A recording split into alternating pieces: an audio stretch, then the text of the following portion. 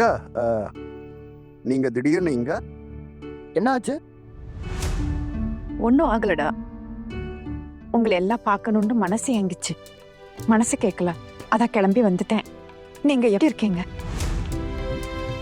இத்தனை வருஷத்துக்கு அப்புறம் திடீர்னு அப்படி என்ன ஆச்சு? எங்களுக்காக உங்க மனசு அழ ஆரம்பிச்சிடுச்சு.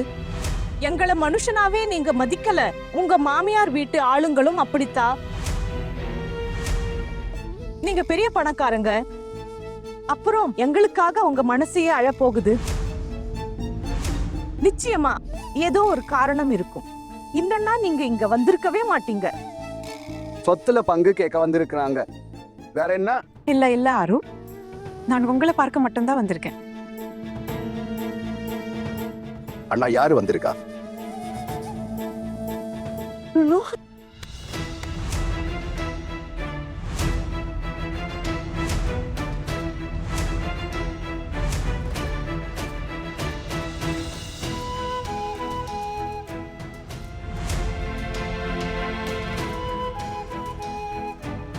எப்படி இருக்கடா நீ? நான் நல்லா இருக்கேன் அக்கா. ஆனா நாங்க முடிவே பண்ணிட்டோம். எங்க அக்கா இந்த உலகத்துல எங்களுக்காக உயிரோட இல்லைன்னு. எங்களுக்கு அவங்க இறந்துட்டாங்க.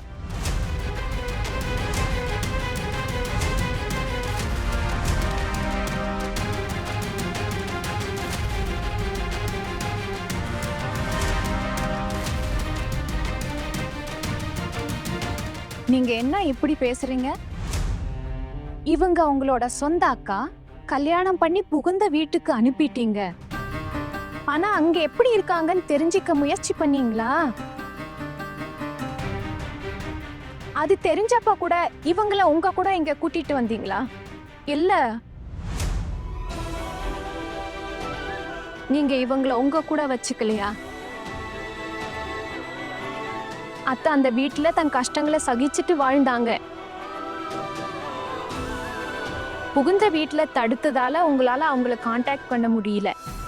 புகுந்த வீட்டுல எல்லாத்தையும் சமாளிச்சு வாழ்ந்துட்டாங்க.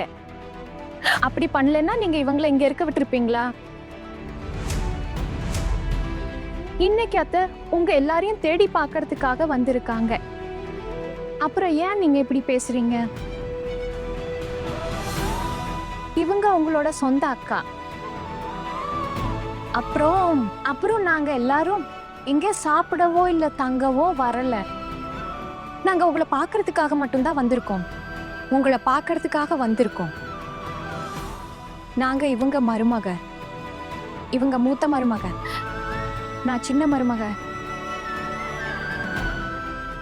பெரியம்மா மருமக, இவங்க அத்தையோட கொழுந்தனார் மருமக. பலே அண்ணி பலே. வீட்டுல 4 மருமகளுங்க இருக்காங்க. 4 கல்யாணமும் நடந்திருக்கும். ஆனா நீங்க எங்களை ஒரு விசேஷத்துக்கு கூட கூப்பிடல.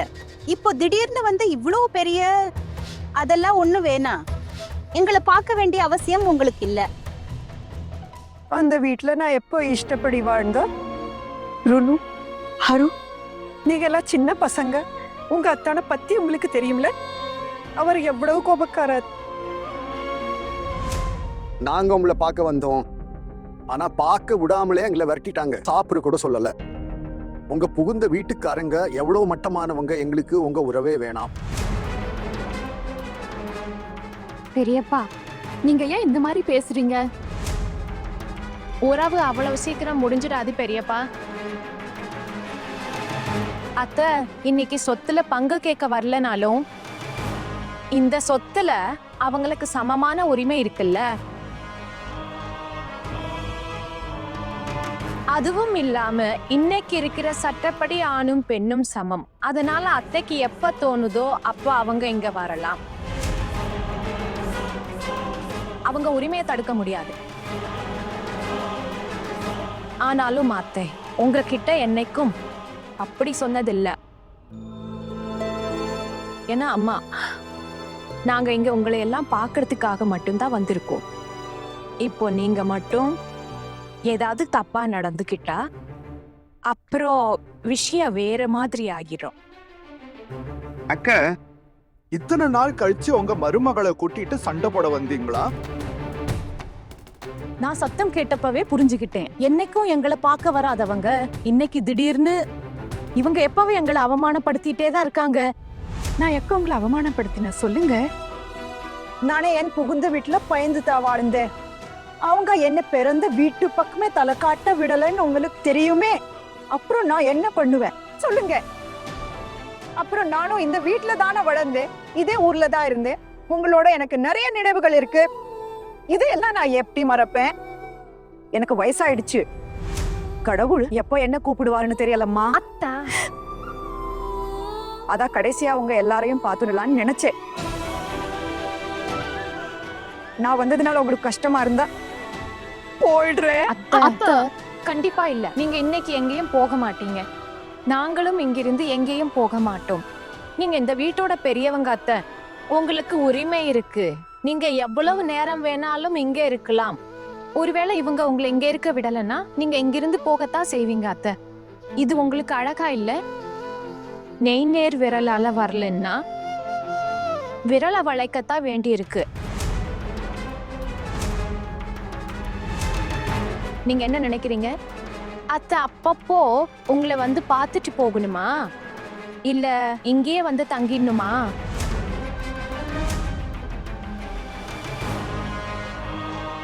ரெண்டாவது சொன்னது உங்களுக்கு பிடிச்சிருக்காது இல்ல? முதல்ல சொன்னதே ஓகே. அப்புறம் இது, இந்த ரசகுல்லா அத்தை உங்களுக்காக கொண்டு வந்தாங்க. கூச்சல் போடாதீங்க. இப்போ இதை திருப்பி கொடுத்து அத்தைய தயவு செஞ்சு அவமானப்படுத்தாதீங்க. போலாம் அத்தை, நாங்க கிளம்புறோம்.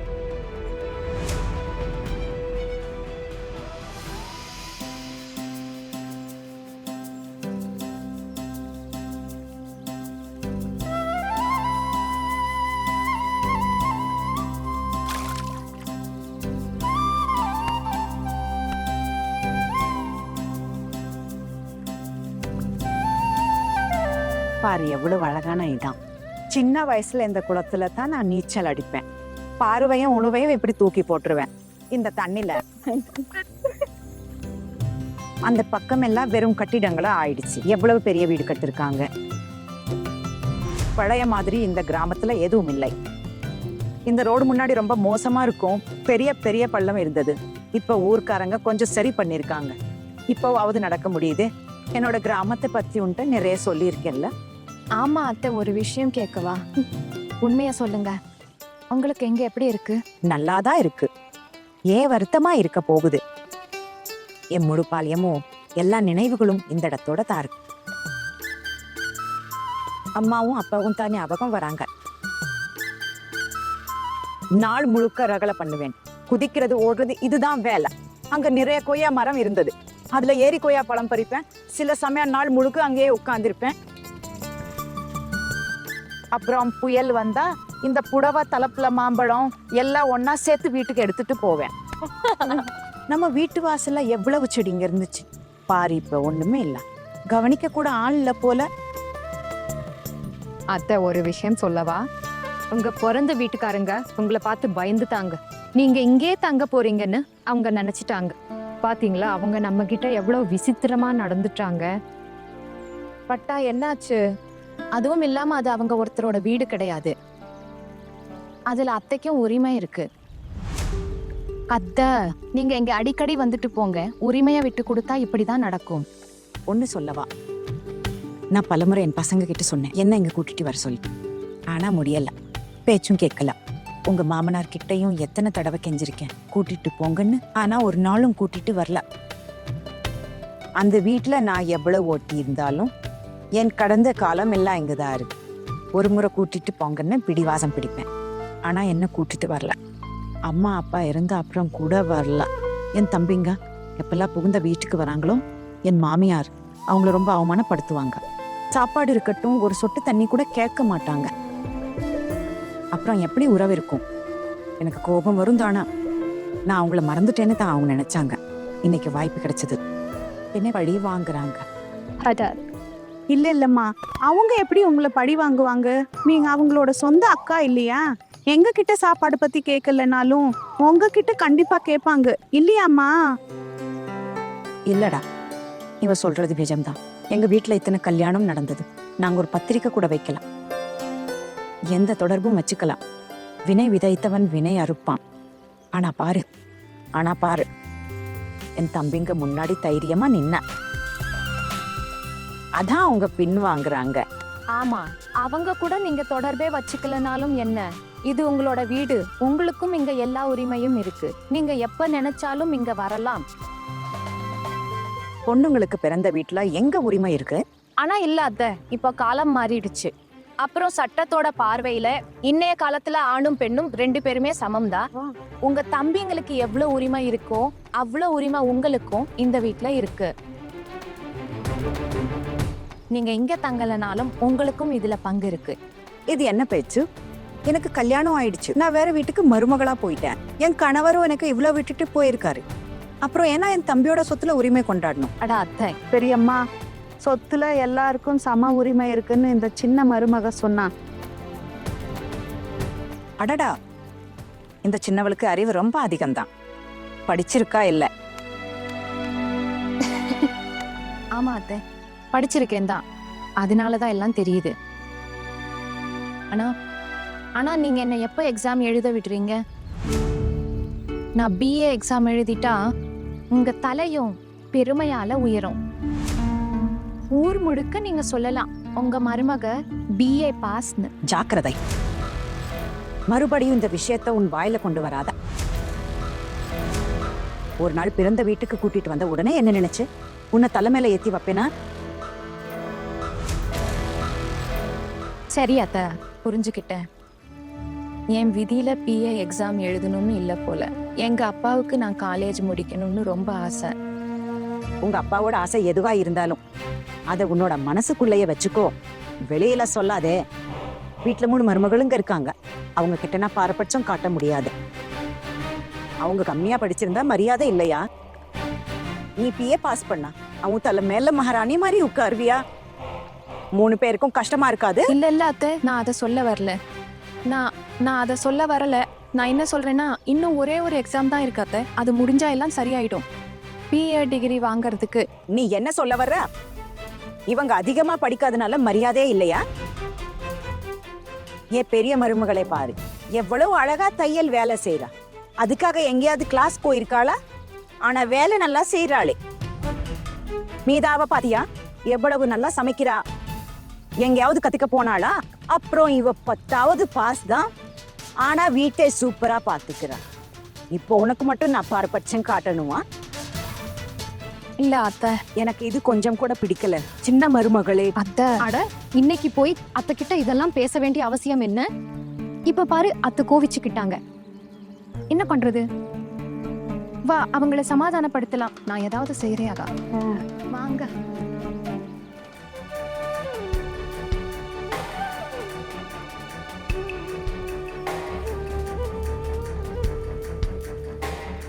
அத்தை, பசிக்குதா?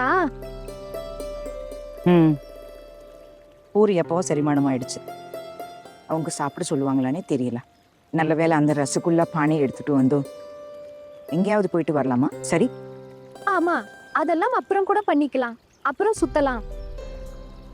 ஆனா அத்தை, உங்க தோழி ஒருத்தங்க இங்க இருக்காங்கல்ல, காலேஜ் ப்ரொஃபஸரா இருக்காங்களே, அவங்க வீடு இங்க இருக்குன்னு சொன்னீங்களே அத்தை. நீ அங்க என்ன பண்ண போற?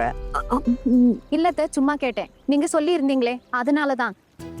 தெரியுமா அக்கா, அத்தையோட தோழி ஒருத்தங்க இந்த ஊர்ல காலேஜ் ப்ரொஃபஸரா இருக்காங்க. ப்ரொஃபஸரா? ஆமா, அத்தையோட சின்ன வயசு ஃப்ரெண்ட்.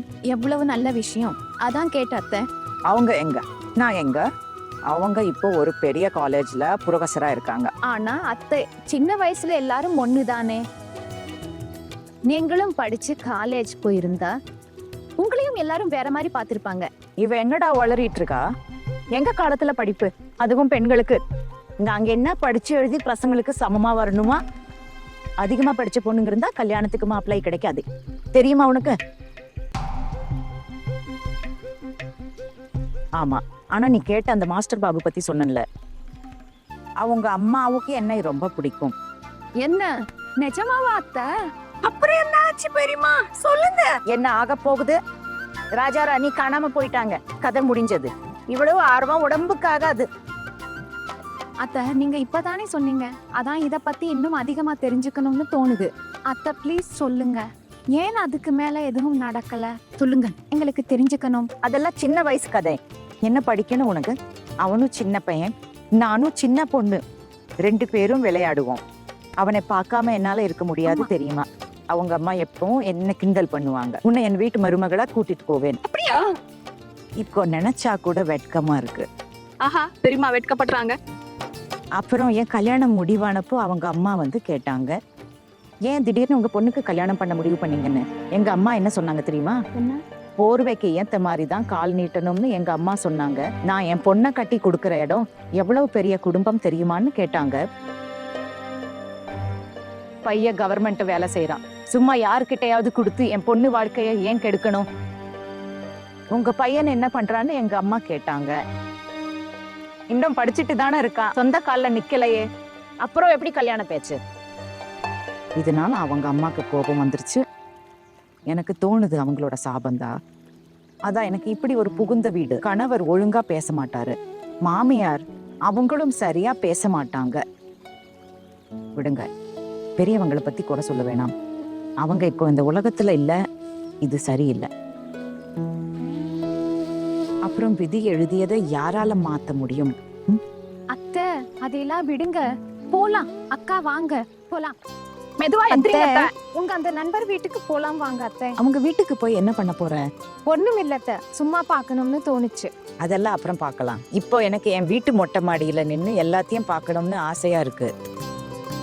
வீட்டுக்குள்ள விடுவாங்களான்னு தெரியல. அத்தை நீங்க பயப்படுறதுக்கு தேவையே இல்லை, அப்புறம் பார்க்கலாம். எப்படி உங்களை உள்ள விடாம தடுக்கிறாங்கன்னு நான் இருக்கேன்ல. புரிஞ்சுக்கிட்டேன். சரி, ஏன் இப்போ நிக்கிறீங்க? மந்திரி சார் பின்னாடியே வாங்க, நடங்க. வாங்க போலாம்.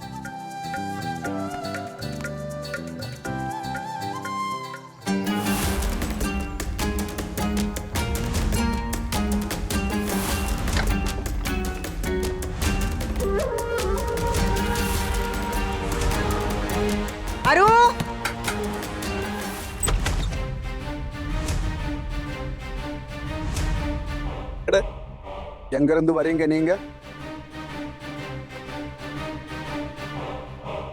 என்னாச்சு? நீங்க எதுக்கு இப்படி கதவை பூட்டிட்டீங்க? நாங்க இன்னும் கிளம்பவே இல்லையே. எல்லாத்துக்கும் அவன்கிட்ட பதில் சொல்லணுமா? மத்தியானம் ஆச்சு, கதவை மூடாம என்ன பண்றது? நாங்க எல்லாம் உள்ள வெஸ்ட் எடுத்துட்டு இருந்தோம். சின்ன வயசே மறந்துட்டியா? உனக்கு மீன்ல இருந்து முள்ளு எடுக்க தெரியாதப்போ என்னோட கையால உனக்கு சாப்பாடு ஊட்டி விட்டுருக்கேன். இப்போ உன் பெரிய அக்காவை வாசல்ல நிக்க வச்சுட்டு உள்ள ஓய்வு எடுக்கிறியா? பலே, ரொம்ப நல்லா பண்றடா. அக்கா, அப்படி சொல்லாதீங்க. சாப்பிடணும்னா சாப்பிடுங்க. உங்களுக்காக சாதம் வச்சாச்சு, கூட பருப்பு உருளைக்கிழங்கு மட்டும்தான் இருக்கு. எங்களால இவ்வளவுதான் முடியும். இல்ல பெரியப்பா, நாங்க எப்ப சாப்பிடுறோம்னு சொன்னோம்? அத்தை கொஞ்ச நேரம் மொட்டை மாடியை பார்க்கணும்னு சொன்னாங்க, அதான். வீட்டோட நிலைமை சரியில்லை, அப்புறம் நிறைய இடத்துல விரிசல் விட்டு இருக்கு. அதனால மாடிக்கு போறது பாதுகாப்பு இல்லை. அப்பாதான் வீடு கட்டி கொடுத்தாரு, ஆனா எங்களுக்கு அதை சரி பண்ண வசதி இல்லை. எங்களால பராமரிக்க முடியல. ஆனா அக்கா, மாமனார் தான் பணக்காரராச்சு. இப்போ வரை ஒரு சட்டை கூட வாங்கி தந்ததில்லை. என்னன்னா, நீங்க தானே அது எல்லார்கிட்டையும் புலம்ப ஆரம்பிச்சிடுவீங்க. இவங்கெல்லாம் படிச்சவங்க, இவங்க கிட்ட இதெல்லாம் பேசி பிரயோஜனம் இல்லை. இவங்களோடது எதுவும் எங்களுக்கு வேணாம். அப்புறம் அக்கா, நீங்க எதுக்கு மொட்டை மாடிக்கு போகணும்னு நினைக்கிறீங்க? ஒண்ணும் இல்லடா, சின்ன வயசு நினைவு வந்துச்சு, அதான் போகணும்னு தோணுச்சு. ஆமா, பசங்களை காணோமே. School college போயிருக்காங்களா? எப்ப வருவாங்க? லீவு விட்டதும் வருவாங்க. இப்போ பசங்க மேல பாசம் வச்சு என்ன ஆக போகுது அண்ணி? நீங்க தான் பணக்காரங்களாச்சே, 2 நாள்ல எங்களை மறந்துடுவீங்க. அது சரி, நீங்க ஏன் டெம்போல வந்தீங்க? பார்த்தா நீங்க பணக்காரங்க மட்டும் இல்ல, பெரிய கஞ்சனாவும் இருப்பீங்க போல.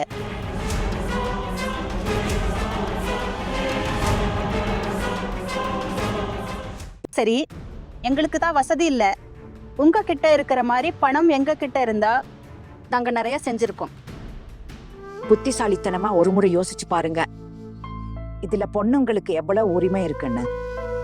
நம்ம ஆம்பளைங்க தயவுல தான் வாழ்றோம். என் கணவர் எனக்கு எதுவும் கொடுத்ததில்ல. நான் உங்களுக்கு எங்க இருந்து கொடுப்பேன்? அவர் உயிரோட இருந்த வரைக்கும். எனக்காகன்னு எதுவும் இல்ல, எனக்குன்னு எந்த ஆசையும் இல்ல. கொஞ்சம் பணம் கிடைச்சாலும் பசங்க ஆசையத்தான் நிறைவேற்றுவேன். நீங்க என்ன நினைக்கிறீங்க? உங்களுக்காக எதுவும் செய்யலன்னு எனக்கும் வருத்தம் இருக்கு, என் மனசும் வலிச்சிருக்கு. சரி சரி சரி, மொட்டை மாடிக்கு போகணும்னா சீக்கிரம் போங்க. அப்புறம் நீங்க கவனமா காலடி எடுத்து வைங்க. அப்புறம் சாப்பிடுறீங்களா இல்லையான்னு இப்பவே சொல்லிடுங்க. இல்ல பெரியப்பா, இன்னைக்கு இல்ல, இன்னொரு நாள் வந்து சாப்பிடுறோம். இவங்க இங்க ஏன் சாப்பிட போறாங்க? இங்க ஏழைகளோட பருப்பு சாதம் இவங்க தொண்டையில இறங்காது. எனக்கு முன்னாடியே தெரியும் இவங்க இங்க சாப்பிட மாட்டாங்கன்னு. இல்ல பெரியம்மா, அப்படியெல்லாம் ஒண்ணும் இல்ல. கண்டிப்பா அப்படியெல்லாம் இல்லவே இல்ல. நீங்க ஒரு வேலை செய்யுங்க, சாப்பாடு வைங்க, நாங்களும் உங்களுக்கு உதவி பண்றோம். ஆனா அதுக்கு முன்னாடி அத்தைய மொட்டை மாடிக்கு கூட்டிட்டு போயிடலாம். பெரியப்பா, நீங்க எங்க கூட மொட்டை மாடிக்கு வரீங்களா? அதைக்கு சந்தோஷமா இருக்கும். சரி சரி, போலாம். சித்தப்பா, இங்க வரீங்களா? இல்ல என்கிட்ட கேட்காது. நான் இதுல இல்ல.